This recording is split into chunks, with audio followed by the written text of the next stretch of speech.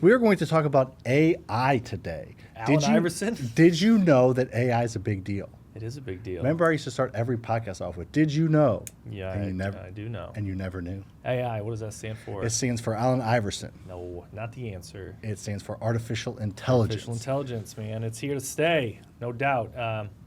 And honestly, it's like it's been around a while.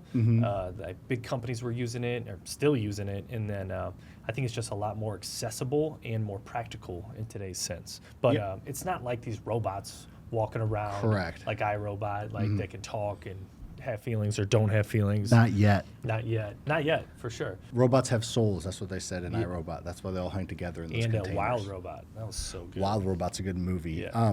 Very good movie. So I don't know exactly where it's going to go, but it's been around for a while, and I tend to take the idea of like taking a step back and not have a recency bias. Imagine when like cell phones and telephones were invented and radios. It's like I can hear this person talking, so I feel like it's this big of a thing has been around a lot. Everybody tells me that this is the biggest advancement in technology ever, but I don't know if I believe them, because you used to be able to have to travel somewhere to talk to somebody. Now then you could talk to them on the phone, then you could see them on FaceTime. So I feel like, I don't know, technology's been around a long time. Yeah, and it's speeding up. It's speeding up quick, and this up. is like one of those big booms that's happening. A lot of people are getting into it, but really this episode's about how you, as an everyday person and real estate investor, can use AI in your business. Yes. Let's talk about AI is already doing inside real estate. So AI, I feel like this is a perfect example. You alluded to earlier, it's been around for a while, like Zillow's Zestimate. Yeah. That's AI that's aggregating AI. a ton of data and giving us estimates. So Yeah, I mean, even like,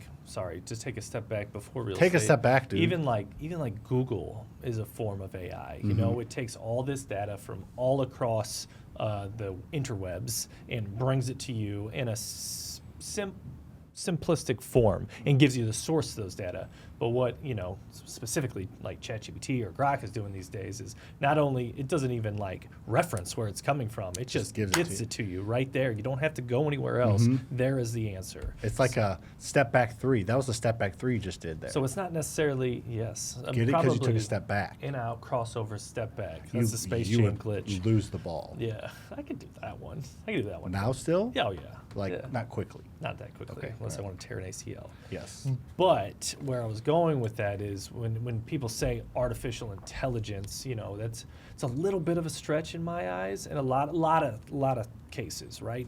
Really, it's just these powerful softwares that can scrape data from all over the world as fast as possible and put that in a format that you can easily digest quickly. Yeah, that's one form of it. Yeah, and I've seen, but it just goes so deep, which you've never been. It goes so deep that people just like, oh my gosh, this is thinking on its own, because I've seen people in videos where they will like prompt it and it creates like an entire coded platform or like business model that's 15, 20, 30, 40 pages long in like 5 seconds. So it just happens very quickly. It takes a lot of computing power and a lot of energy to do, but it's just stronger, heavier, faster computers is what it is right now. There's talk about it actually being intelligence, but right now it's not. Yeah. And that was a good thought. Right now, people are, figuring out how to use it, and they're using it for things that aren't very practical to help your business. Using it for silly things like memes or fake photos or something like that. But once we figure out how to prompt it better and actually what we're looking for, we'll be able to figure out the practical uses of it within your life and your business. And that's what we're going to go over right now. Yeah, I think that's a good point. It is something that if you can get good at prompting, which I've gotten so much better. I know there's like prompting classes and something I should probably attend, but I've gotten so much better at prompting it. Because you do it. You just practice. Yeah, and I do the voice to text thing, so I have to type it in so I can just blabble and be my stupid rabbit hole self and talk for like 2 minutes into it and like fully explain what I want, and then it gives me a better answer rather than used to type out, hey, create an outline about this. I can explain what I want on the outline, like I did this outline, explain a little more detail, and like you said, it's a pretty good outline because I talked to it for 2 minutes and it gave me a hell of an outline. Yep, absolutely, man. So let's get back to real estate and where AI is being used right now. Like you said, Zillow, Zestimate, or Redfin's valuation. that aggregates all this data and brings it into one number. That is using a form of AI, and it's been using it for a while now. Several years. Obviously, they're going to keep trying to get better and better, but say what you want about the rent estimate or the property values estimate, but it gives you a number that's fairly close sometimes. Most of the time, it's very most close. of the time, right, Sam? Most of the time. It's very fast. It's right there in front of you, but we said most of the time because sometimes it can be way off because it's only as good as the data that it has, and it doesn't understand submarkets or certain trends on this street, or it doesn't know if it has a finished basement. So there's some things that it just is not going to be able to know, but at least gives you a starting point. Well, and I think the biggest thing on these next couple bullets is it's doing its best to predict, and the future is unknown. It's trying to predict what the value is. You don't know what the value is until you sell it and put it on the market. So it can be behind. I remember the Zestimate in St. Louis, right, when it came out, it was like always 10 or 15% behind. Like just because the market was growing and it just the data hadn't caught up yet. And same with, there's certain AIs out there, Mashvisor and Bigger Pockets use AI to try to predict like a hot market and a market before it's going to pop. That's a perfect example of, rather than spending weeks researching on job trends and movement trends and affordability and taxes and everything, you just ask AI to do that for you, and it can take a week's worth of information and try to predict. But again, it can't predict everything. It can't predict natural disasters. It can't predict job loss. It can't predict a company moving out of a city. So it can't predict everything, but it can get you close. Yeah, and that's a cool one that you were just talking about there, like market trend forecasting. Like, if we were to look at, hey, what market is going to see the highest appreciation across the United States in the next 2 years, right? Number one, we probably wouldn't even know what to look at. So you said some good ones like job growth or rent hikes or whatever, right? People move in there. But AI these days already knows what to look for. And then they go find it and give you the answer. Yes. So that would take us weeks to figure out maybe months to figure out the hottest market, when you can do it right now in seconds. Yeah, no, it's really, really cool. And a little hack, Lucas, that I have learned, I think somebody told it to me, but it's really helped me, is when I'm just brainstorming or thinking of something or wanting to create something, there's two things. AI usually agrees with you, so you got to tell it to like, hey, don't always agree with me. Let me know based on like fact what you think. But the main one is, I always tell it to me, I say, ask me questions one at a time until I tell you that I think you have a full understanding. Because if you ask it to ask you questions, it asks you 8 in a row, and then you're trying to track them. And so just a simple prompt of ask me questions about this one at a time until I feel like you have a understanding that I want out of it. And that's, I mean, it takes a second, they spit out a question, then I'll answer. So it just takes an extra 2 minutes, but we get so much better and so much more clarity on what I'm looking for. So that's a good one. Pro tip number one. We got a few of those tip, coming. I do, yes. All right, so where else have I seen it used, and that we're using it right now? So we've used AI in purchasing lists on who to mail to, and it's not.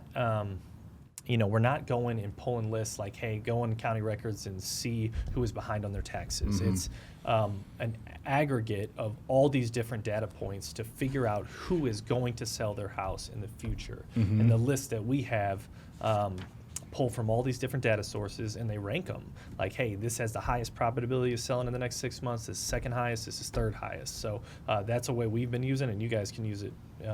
If you're going out there and marketing to homeowners directly, it's utilize AI in your list generation for sure. Yeah, your list filtering. You want as many pain points as possible to trigger a potential future sale. Pain points being pre-foreclosure, behind on taxes, potential divorce, liens, and all of those types of things. And I used to do that at Faster House, and I used to, you have to not manually, but kind of manually go and pick what you want and what you need, and it would filter it pretty well, but it took some time. I haven't been in there. I'd assume you can do it a lot faster now. Yeah, a lot different. Yes, probably better too. But so it just saves you time. Like almost any technology, it's just saving time is what it's doing. No doubt.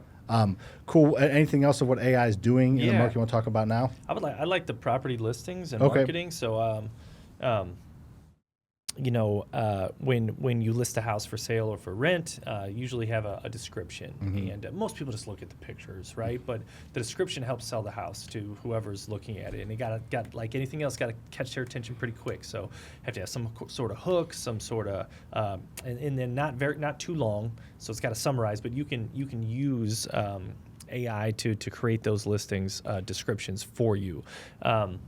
Another cool tool, I forget what it's called, Sam, but if you have a listing, you can upload the Zillow link to your listing, and there is an AI person, not you, that gives a verbal description and video Okay, yeah, I've seen walkthrough that. of the photos. Like they're walking up to the house and they'll be like, this is a beautiful house on 123 Main Street. It's got a finished basement. It'll all be based on the description that you probably created with AI, and it gives you like a visual walkthrough, like it's the real estate agent or the designer doing it or something. So that's super cool. So they tee it up and then they use it. Awesome. Yeah.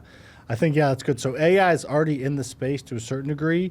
Now let's talk a little bit about who is using AI and why it's working. It's the cool thing about it, and you alluded to this earlier, Lucas, it's not just for these big tech companies like Zillow that had the computing and algorithm power to create these. It's with OpenAI and Grok and a lot of these that are either free or very inexpensive. It's open to everybody. That's probably why they call it OpenAI. But it's really, really cool that anybody, a company the size of ours, 50 people, can use AI to get better, similarly to a company of 50,000 people. Yeah, no doubt, man. And you know, these bigger companies have been using it for, you know, several years now, and it's just getting better and better, and they have all the money and all the resources to be able to implement stuff like this, and they're using it, and now it's available to us. So don't you think it's a good idea for us to take advantage of it as well? I do, Lucas, yes. Oh, well, let's do it, Sam. We are. Yeah. So there's some things that like some of the bigger funds do is just what we're talking about. They probably have, or they definitely, not probably, they have bigger pockets and maybe a little bit bigger of a buy box, so they can scrape it to try to find a lot of information on, you know, short-term rentals in the area, like what it has down here, hotel occupancy, to see if they need to build a hotel there, or what things look like in a certain area. They're basically looking for areas with higher demand and lower supply based on short-term rentals, long-term rentals, midterm rentals, flips, wholesales, whatever it is. They're trying to find a gap in the market, and AI can help them with that. I love it, man. So that's the big guys. What do you think about the small guys? How can they use it? Like the one or two person type teams? Well, this is where I think there's still some improvement to be made, and you know, running comps and looking and analyzing deals and everything using AI. It's not math always. Sometimes there's some art to it and some science to it. And speaking of that, I love this. Dan Martell, he is his book's great, Buy Back Your Time, and he puts out really good content. He said, somebody mentioned, I think Ben Affleck said this, like AI will never fully replace people because it doesn't understand like when to stop. AI couldn't create the Mona Lisa from scratch because it wouldn't know when to stop painting, or it couldn't create a certain piece of art or a business because it doesn't know when to stop. It doesn't know when that perfect point is. If the Mona Lisa was 10% more, it wouldn't be that, or 10% less. So anyways, there's some art to comping and rehab management and rehab estimation. So kind of a roundabout way to say that AI is not fully there yet, and I don't know if that ever will be fully there. Yeah, well done. Thank you. You know what at least ChatGPT is not good at the moment? What? Is math. Is it not? It does good for my math. It's check it, because ask it like a couple simple ones. Like 8 times 12? Maybe. But we were trying to get like, you know, hey, here's our loan balance. Here's the interest rate. Here's the amortization terms. What's the payment? And it couldn't figure it out. Or it gives a number that's not right. Wow, I use it all the time for that kind of So stuff. keep an eye on that. So just use like Grok to I don't check know. I haven't chat. tried yet. Yeah. I mean, they're completely different servers behind them, so it should give you different answers. So yeah, or Pro tip both number, the right number answer. 2. Pro tip number 2. Check your math. Awesome. So what's coming next, Lucas? What's coming next? Oh man, like big picture you want to talk about? You take this is your dude. You're one of the hosts of this, so you can say what you want. I guess one of the things that I think we've talked about a lot in the past before, maybe not a lot, but we've talked about it before, is, you know, to buy a house right now, Sam, your traditional, you have like this giant escrow period, right? And you know, it's when you put a contract on a house, how long does it usually take to own that house? Like 30, 45, 60 days, depending on how you're doing it. Yeah. So 1 to 2 months to own that house. And what are the pain points you think, and why does it take that long? Well, the bank's got to underwrite the property. The underwriting of the property, clear title, and the underwriting of the property and the borrower. Yep, clear title. from the clear seller can title. be a pain in the butt. Oh yeah, big pain in the butt. Inspections, occupancy, those types of things to make the loan loanable, or to Yep. make the house loanable and Yep. underwritten. So Yeah. those are the big ones. Yeah, and there's a couple of those that I think could be streamlined, specifically the title. Okay. And as we have right now, there's even if you go back like 50 or 60 years, the chain of title is really challenging because the record keeping back then is just not the same. So once data is kind of like up to speed, I think we'll be able to understand if title's clear or not much quicker, and be able to have a clear to close much quicker. Same thing with the underwriting of either the house and or the borrower. Imagine if you can just like put in your name, and AI knows exactly what you make, exactly your credit score, like, oh, boom, already done. You don't need to provide any documents. Just to prove because they know you. Yes. Yeah. So I think that could go quick. The physical stuff with the house, like the inspection and stuff, probably take a little longer. But anyway, I think they could shrink that time drastically. So you could, hey, I want this house. Let's move in next week. And I think so the borrower approval, but the title approval, the clearance of title, and then just the security of it. There's a lot of the smart contracts and the blockchain technology that's built into a lot of the, not really AI, but future technology of just the security of that transaction can be securitized and be a legit transaction like that. Yeah. With what crypto can do and blockchain technology can do. So Yeah. that will make it to where you don't have to. Instead of wait, I can't close on a weekend. But yeah, you know what I mean, or I have to wait for the wire to fund. Well, my grandma just sold her condo. Yeah, I saw her here. I Yeah, said hi. 2 days in a row she's been here. Yeah. She had lipstick all over her teeth. But anyways, she Looking good still. looking good, 91, kicking it still. So she just sold her condo because she's in an assisted care facility and will not be going back to her condo. And it's a nightmare. So this is, I don't know if this could be solved exactly with AI, but maybe. But like the house is in the trust and her bank account's not in the trust. So the bank wouldn't accept the check, Lucas, and they said they would deny the wire. And she has to open up a new bank account. So she had to give the money back to the title company today, open up a new bank account. They're going to have to try to wire the money over. That's going to take 7 to 10 days. Yeah. So it's just all this stuff to where if it was done through the blockchain, it just goes into, it doesn't need to be in the title or a trust or anything like that. It literally should have got her money the minute after she closed. And it's going to be 2-3 weeks because they have to open up a bank account, get everything approved, get it in there, then write the checks back to my parents and her in her other account, and then close the account. So it's just a perfect example of she's going to wait 2-3 weeks to get her money. With blockchain technology, and partially AI, she could have it in a literal minute. Yeah. What do you think about this on? So when in real estate, this is real estate related. We have certain contracts like property management agreement or construction agreement or even like a contract to purchase a house that we've created. With the help of a lot of attorneys and a lot of time, there's a question about a property management agreement that I had, and you can upload documents to chat or whatever you're using, and like have it create a better version of that abides by the laws of wherever you're at. So do you think it's like people will be going to like attorneys a lot less? Or I think they will be going to them less. I don't know if that's always a good play because I wish I could articulate this a little bit better. But someone was saying like can't like sue AI if they give you wrong information or if there's nobody going to stand behind that and take that to court. Like it might create more jobs for lawyers trying to navigate if AI screwed up or not, because and some laws are opinion based and they need a judge and all these things. Yeah. So it's I think that's where it can get a little sketchy. Yeah. I think reviewing simple things like that, we wanted to create like a contract for our students, like just as simple. We're not no one's trying to screw anybody over. Here's the terms. Here's what you get. Yeah. Here's what you don't get. Here's how you access it. Boom. Give us something like that rather than having to go through a lawyer, and better than what we create, I think. Yeah. But anything that would ever require trial or is a little bit more complicated, I think AI can give the right answer most of the time, but it's a little scary. Yeah, well said. Segue off that a little bit, but also a little bit of a left turn here. Do you think AI is going to take away people's jobs? Yes, 100%. I think it'll create jobs as well, but it will take away a decent amount of people's jobs, I do believe. Yeah, I think, obviously within the AI industry and the implementation of all this, we've added more jobs with AI than taken away right now in our company because we need help implementing this stuff.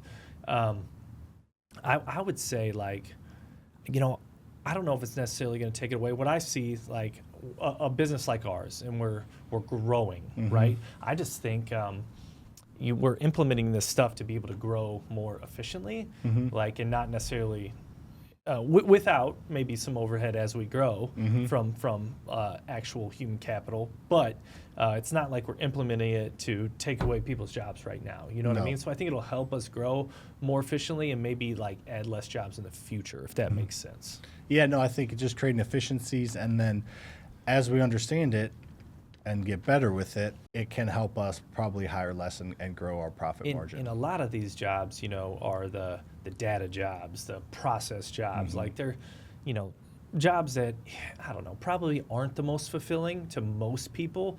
So I think it'll create a little more higher level thinking type jobs for people to figure out how best to utilize this stuff. Yeah, for sure. I agree fully. Awesome. Anything else about AI coming? We talked a little bit about like tokenization and a few different things. We didn't talk a ton about how it might like create like almost like a roof stock type of like you can a type of like partial ownership of most likely investment I properties. think there's some companies out there that do that right now. Like people, you know, like us, we're in real estate. We understand how to buy it, how to manage it. So for us, that's not an issue. But there's people out there that want to be involved in real estate that really don't have any idea how, or don't even want to do all the work. So to create some type of instant valuation tokenization type system where people can buy into investment properties and not have to worry about, you know, tenants and toilets and all that stuff, I think is a real thing for sure. I agree 100%. That's good. One other real quick thing Get on it, here, dude. the underwriting thing. Imagine, like, I haven't even tried this yet, but like, you know, we get presented with a $5 million apartment complex. You know, how much time do we spend digging into that? A lot, like 3 or 4 people, several hours. Yeah. Oh, yeah. Like before we even have like an idea, it's probably like a week. So imagine like being able to prompt AI to some degree. Hey, we got this deal. Here's you upload the rent roll. Here's market rents. You know, what is the best deal structure for this? Can we afford to bring on a partner, private lenders? If so, what is the most optimal return for them and us? And it could just spit out the entire deal structure for you and the underwriting of that. How cool would that be? Well, it probably can do a lot of that now. probably We just could. need next deal we should load in there just to see what it does to Yeah. or initially just get some initial numbers. Yeah, I think that's important. Okay.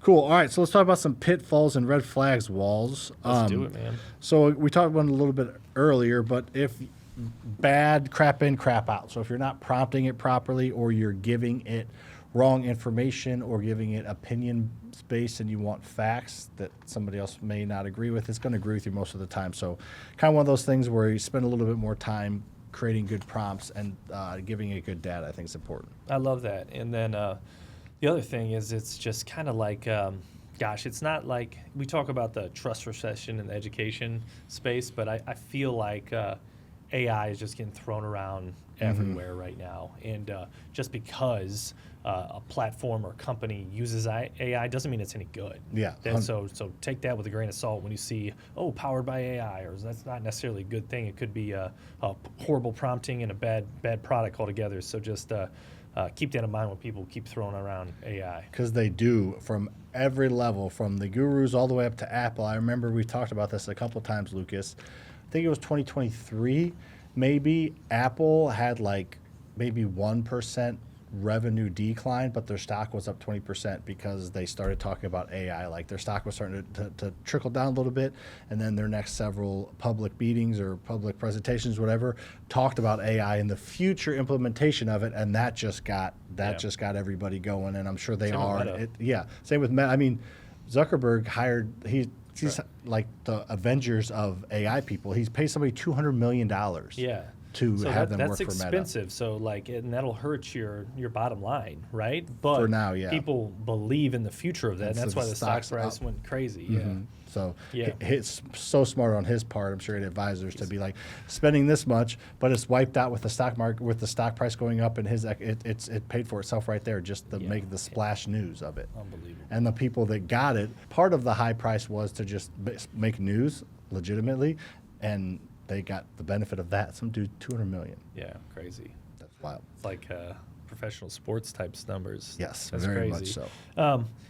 So anything that you input, let's say chat for now, it can be used for other chat users. Is that accurate to say, Sam? I think for it the kind of most part? depends. I don't know. It depends on what you say. I think it's supposed to be private, but who knows for sure. And then where is it all stored? And Yeah. when I give it things, it says at the bottom that this will not be used for other AI rendering models. But I mean, Who knows? Yeah, who knows? So you're giving all of your information to somebody. Like I always talk about I don't see a therapist or a psychologist or anything. I don't think it's a bad thing, but I would want to do that in person if I ever did, because if you do it over Zoom, who knows who's going to hack the Zoom account and all the crazy fucked up stuff that you tell that one person that can't tell anybody. So I just trust technology, but also things happen. So Yeah. So if you're a super private person and care about privacy, then I think certain things you shouldn't tell. Certain thing you shouldn't tell it for sure. No doubt. Cool. All right. So what can people do right now to take advantage of AI, Lucas? Yeah, I think especially in real estate, right? Let's just go through what we're doing. Super simple stuff. Number one, create a podcast outline. That's beautiful. If you are putting content out there, whether it's a picture or a video on social media, have it create a caption for you that's based on the platform that you're posting it on, that help you get more views, therefore help you get more deals and help you get more money, all that stuff. So simple stuff like that. We are using if you have a company or maybe you hired an assistant or something where you need to train them and document some processes and procedures, we've used a platform called Scribe How. It's kind of like Loom a little bit, where you can record your screen, record yourself, but it summarizes and organizes all the steps to do something that's a computer-based process, and it will automatically create a training platform to do that. So super easy. We've been using that a ton. Napkin AI is a cool platform where if you create a lot of visuals, or specifically business visuals, real estate versus stock market, and show the benefits of these, and it'll create 15 images, and you can post it or use them in a presentation. And speaking of presentation, there's a Gamma. Gamma out there right now, so you can create a text version, say in ChatGPT, of a presentation you want to create. Hey, this is slide 1, this is slide 2. Prompt it however you want, make tweaks. Then you can upload that into Gamma, and then it'll create the visuals along with it in a slideshow format. So I think those are some easier ones. Obviously, get an account on ChatGPT or Grok.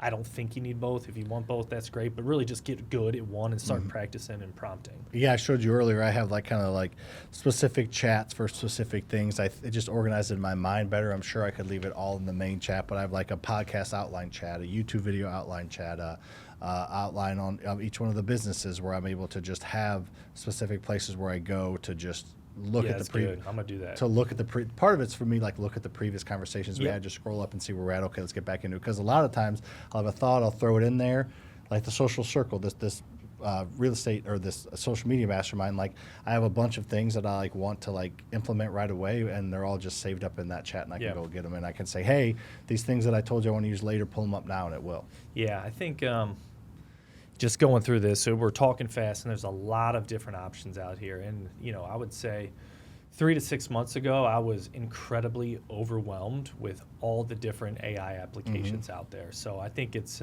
important just to start with one and then figure out where you need help the most, see what system or platform can help you with that, and then implement that, get really good at that, then hey, open your eyes to another one. But you could go down a rabbit hole of 50 different applications, never learn any of them the right way, never implement any of them. So start small, and then start with one, and then build on it from there. Yeah, no, for sure. I think that's the best thing to do. And let us know if you're watching this on YouTube, or head over to Instagram and DM either of us and let us know what chat or what AI tools you're using that you think are cool. And we can talk about them on a different episode or post about them. We'd love to hear about them. We're always trying to learn as well. For sure. And there's probably, 10 that come out each day, there's 10 a new lot. ones. So, yeah. Yeah. Cool. All right. Well, And comment on this video if you're watching on YouTube. If you're listening on whatever podcast platform, make sure you're subscribed and rated and reviewed and all the damn things. Lucas, you ready? You good with that? Let's do it. See you on the next one. Say bye. Say bye.